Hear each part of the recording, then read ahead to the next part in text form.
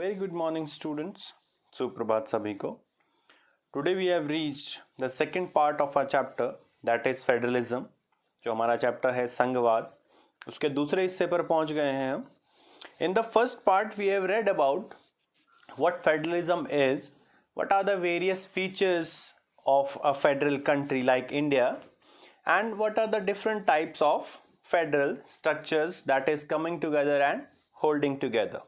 In the second part, we will learn about in details what is the structure of power sharing in India, what the constitution has prescribed, and how changes can be held in the different formations of power sharing in the different lists which were prescribed by the constitution during its formation. So, let us begin the second part of our chapter, that is federalism. What makes India federal country. हमारे सामने ये सवाल उठता है कि एक federal country, एक संघवाद कैसे बनता है हमारा देश. इसके अलग अलग फीचर्स पढ़ेंगे हम, जिसमें लैंग्वेज की बात करेंगे, डाइवर्सिटी की बात करेंगे, उसके अलावा रिलेशंस की बात करेंगे सेंटर और स्टेट के, किस प्रकार से पावर शेयरिंग को डिवाइड किया हुआ है. All these things we will learn about.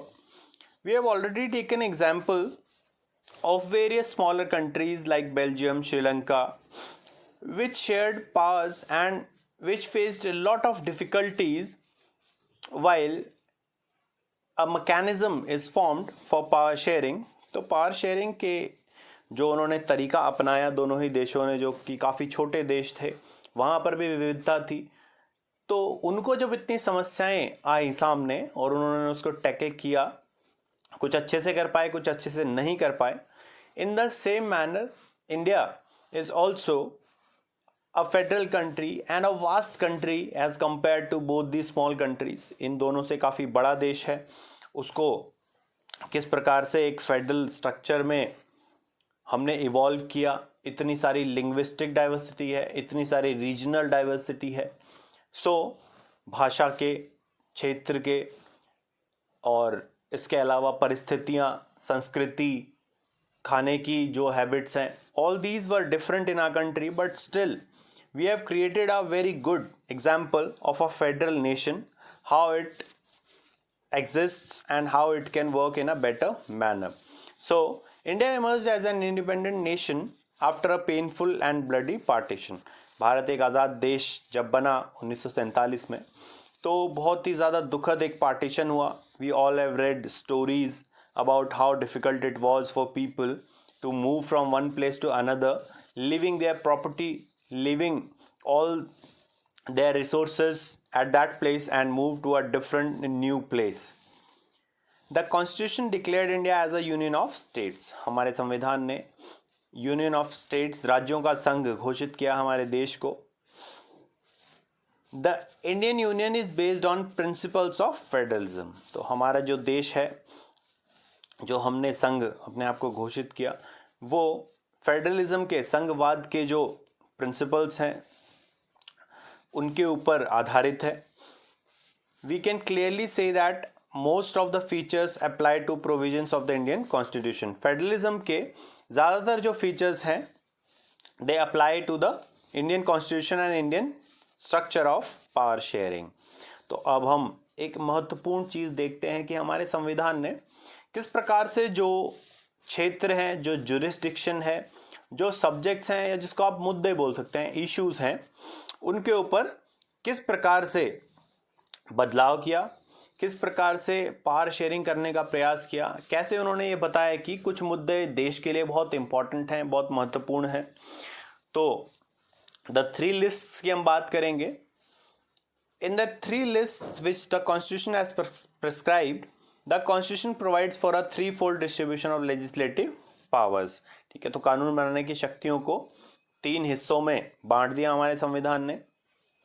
It contain the 3 list for distribution of power between union government and the state government. राज्य सरकारों और केंद्र सरकार या सेंट्रल गवर्नमेंट या यूनियन गवर्नमेंट के बीच में कैसे पावर डिस्ट्रीब्यूशन होगा, उसके लिए 3 लिस्ट हमारे संविधान ने प्रिस्क्राइब की.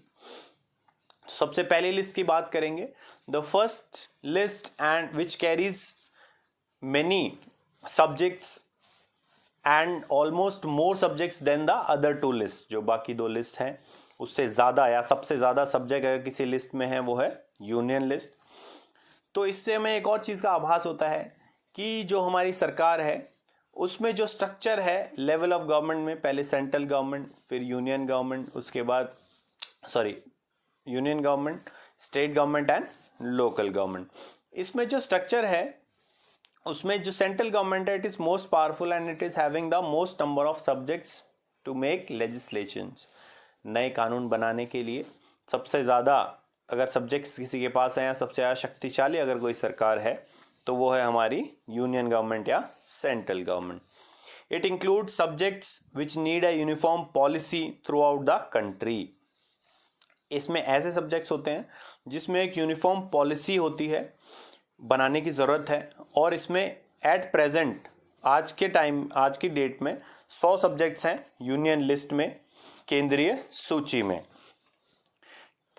और इन सभी 100 सब्जेक्ट्स पे जो केंद्र सरकार है वो बिना किसी हस्तक्षेप के नए कानून बना सकती है।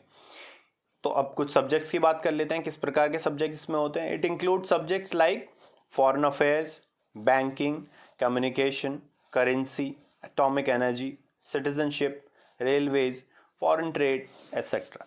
यानी कि ऐसे मुद्दे जो देश के लिए बहुत ज़्यादा इंपॉर्टेंट है और शायद लोकल लेवल पे उतने ज़्यादा इंपॉर्टेंट नहीं है, ये सारे इश्यूज़, ये सारे एरियाज़ किसको दिए गए, सेंट्रल गवर्नमेंट को, ताकि वो उस पर कानून बना सकें और देश में एक नीति लागू की जा सके। आगे बात करेंगे दूसरी लिस्ट की। The second list is the state list. It include subjects of state and local importance. जो क्षेत्रीय महत्व के मुद्दे हैं या राज्य स्तर पर महत्व के मुद्दे हैं वो हमने दिए हैं स्टेट लिस्ट में। So the state government alone can make laws related to these subjects. It has 61 subjects. ये जो स्टेट लिस्ट है इसमें जो सब्जेक्ट्स हैं उसमें राज्य सरकार बिना किसी हस्तक्षेप के केंद्र सरकार के इसमें कानून बना सकती है। It include subjects like police, trade, irrigation, agriculture, public order, public health and sanitation and water supply. तो इसमें ऐसे मुद्दे हैं जो क्षेत्रीय स्थानीय लोगों के लिए ज़्यादा इम्पॉर्टेंट हैं। We also have issues which are important to both the central government and the state government. It means which are important at national level as well as the state level. So we have a third list which includes subjects which are of common interest to both national as well as local importance. It has 52 subjects. Both the government can make laws on the subjects mentioned in the concurrent list. दोनों ही प्रकार की सरकारें, union government as well as the state government, can make laws on the subjects which are in concurrent list. If the laws made by both the government conflict with each other, the law made by the union government will prevail. पर अगर दो सरकारों के जो बनाए गए कानून हैं अगर वो विरोधाभासी हैं, एक दूसरे से उनका कॉन्फ्लिक्ट है, तो फिर जो केंद्र सरकार ने कानून बनाया है उसको मान्यता मिलेगी। इट विल प्रिवेल, उसको माना जाएगा। It include subjects like education, forest, trade unions, protection of wild life and animals, weights and measures etcetera. इसमें बहुत सारे सब्जेक्ट्स आते हैं जैसे कि education, forest, trade unions, protection of wild life, animals, weight and measures etcetera.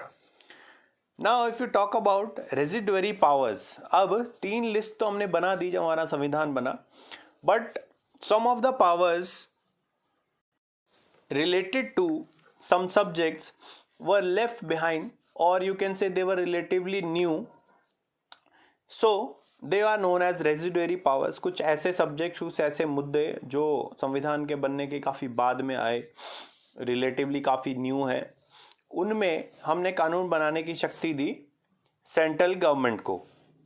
So there is a fourth list also which include subjects which are relatively new and are not of in the 3 list. जो उन तीनों ही सूचियों में, तीनों ही list में जो subjects नहीं हैं वो रेजिडुअरी पावर्स कहलाते हैं या रेजिडुअरी लिस्ट कहलाती हैं। उसमें सब्जेक्ट्स होते हैं जैसे information technology, computer software, e commerce etcetera. The central government has the power to make law on these subjects. जो केंद्र सरकार है उसके पास ये अधिकार है कि वो इन सब्जेक्ट्स पे जो तीनों ही लिस्ट में से किसी लिस्ट में नहीं है और रिलेटिवली न्यू है उन पे कानून बना सके। आगे बात करेंगे special status to some states. अब हमने कुछ स्टेट्स को स्पेशल स्टेटस भी दिया हुआ है, उसमें से एक स्टेट तो आर्टिकल 370 और आर्टिकल 371 बात करते हैं स्पेशल स्टेटस की कुछ स्टेट्स में। यहाँ पे आपको शेडेड भी दिख रहा होगा जम्मू एंड कश्मीर भी, जिसका कि स्पेशल स्टेटस अब नहीं है। ठीक है, the special status of Jammu and Kashmir has been scrapped from August 2019 itself, but apart from Jammu and Kashmir, अब जम्मू एंड कश्मीर के पास स्पेशल स्टेटस नहीं है, जो कि आर्टिकल 370 के हटने के बाद उसका स्पेशल स्टेटस भी हट गया है और उसको एक स्टेट से 2 यूनियन टेरिटरीज में डिवाइड कर दिया। पर इसके अलावा भी apart from Jammu and Kashmir there are 10 more states including our state that is Uttarakhand which has special status. तो स्पेशल स्टेटस क्यों दे रखा है हमने कुछ स्टेट्स को, इसकी बात करेंगे। Some states enjoy a special status due to their peculiar social and historical circumstances. कुछ स्टेट्स को स्पेशल स्टेटस मिला हुआ है क्योंकि परंपरागत रूप से उन स्टेट्स में काफ़ी डेंसिटी कम थी, काफ़ी डिफ़िकल्ट टेरेन है, हिली एरिया है, ठीक है, पॉपुलेशन की डेंसिटी बहुत कम है, दूसरा वो बॉर्डर एरियाज़ हैं और आर्थिक विकास भी बहुत नहीं हुआ है वहाँ पे। तो बहुत सारे सामाजिक और आर्थिक और राजनीतिक कारणों की वजह से ऐसे स्टेट्स को स्पेशल स्टेटस मिला हुआ है, ताकि उनमें जो विकास परंपरागत रूप से कम हुआ है उसको बढ़ाया जा सके, उसको तेजी लाई जा सके उसमें, और उनका जो डिस्टिंक्टिव कल्चर है, उनका जो अलग कल्चर है, संस्कृति है, उसको भी प्रोटेक्ट करें। These special powers are enjoyed in relation to protection of land, rights of indigenous people, their culture, preferential employment in government services and so on. The 10 states which enjoy special status are, अब इन 10 राज्यों की बात कर लेते हैं कि कौन कौन से राज्य हैं। Himachal Pradesh, Uttarakhand, Sikkim, Assam, Arunachal Pradesh, Manipur, Meghalaya, Mizoram, Tripura and Nagaland. Further moving on, there are smaller parts which are managed by the central government. They are so small that they cannot be converted into a state. वो इतने छोटे हैं कि उनको एक राज्य में परिवर्तित करना उतना ज़्यादा एक अच्छा आइडिया या एक एडमिनिस्ट्रेटिव स्टेप नहीं होगा।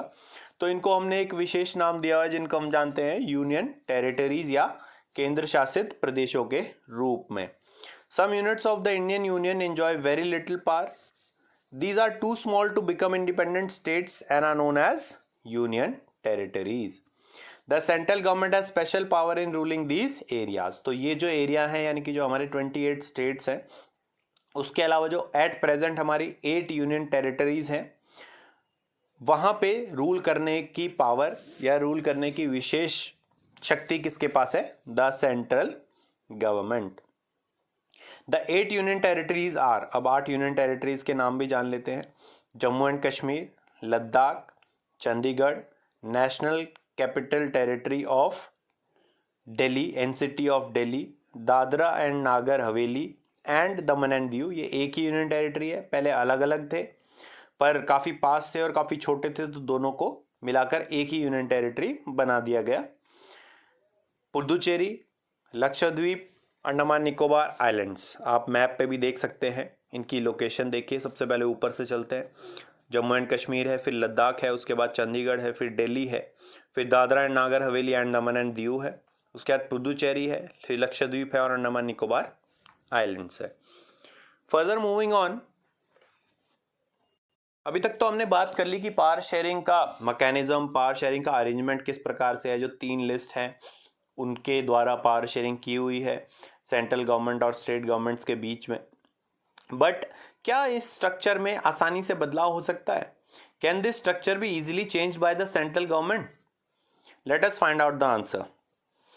The sharing of power between the union and the state government is basic to the structure of constitution. Constitution का जो बेसिक स्ट्रक्चर है, हमारे कॉन्स्टिट्यूशन जो फंडामेंटल्स हैं, उसमें से एक है पावर शेयरिंग का arrangement.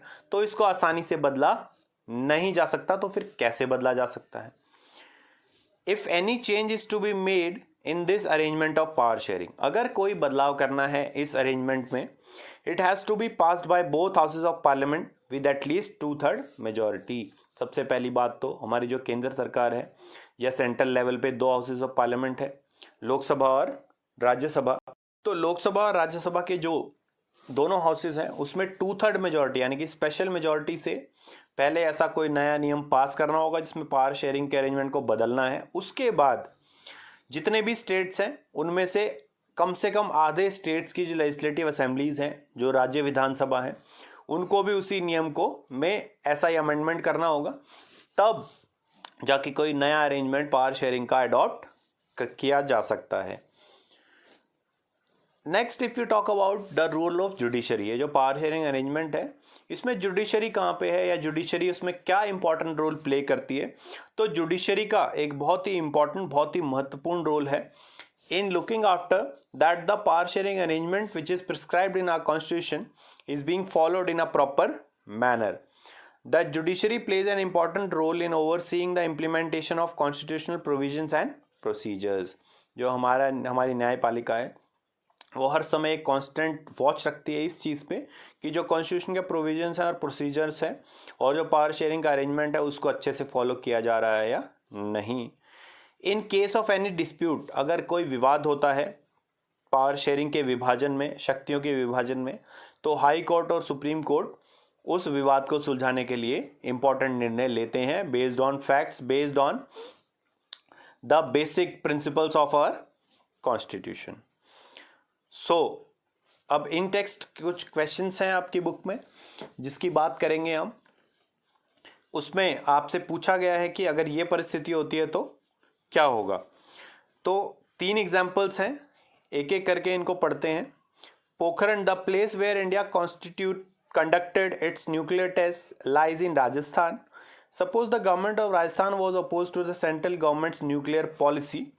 Could it prevent the government of India from conducting nuclear tests? क्या कह रहे हैं, पोखरण जहाँ पे न्यूक्लियर टेस्ट किया हमारी सेंट्रल गवर्नमेंट ने, अगर राजस्थान की सरकार चाहती तो क्या सेंट्रल गवर्नमेंट को रोक सकती थी वहां पर न्यूक्लियर टेस्ट करने से। दूसरा सवाल, suppose the government of Sikkim plans to introduce new text books in its schools but the union government does not like the style and the content of the new text book. In that case does the state government need to take permission from the union government before these text books can be launched.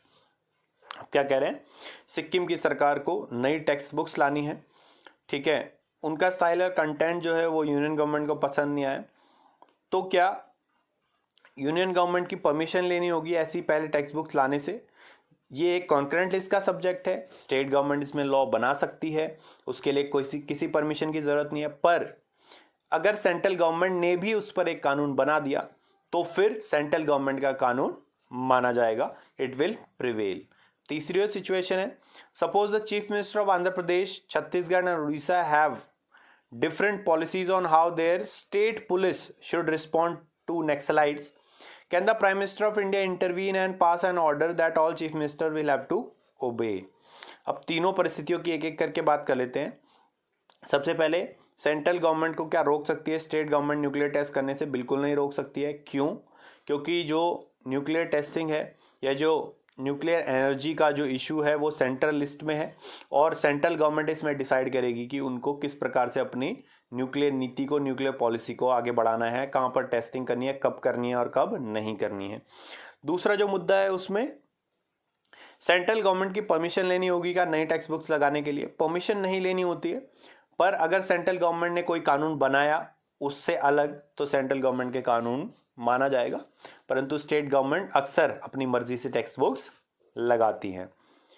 The central government's order to the states to obey to a new uniform policy to control Naxalism.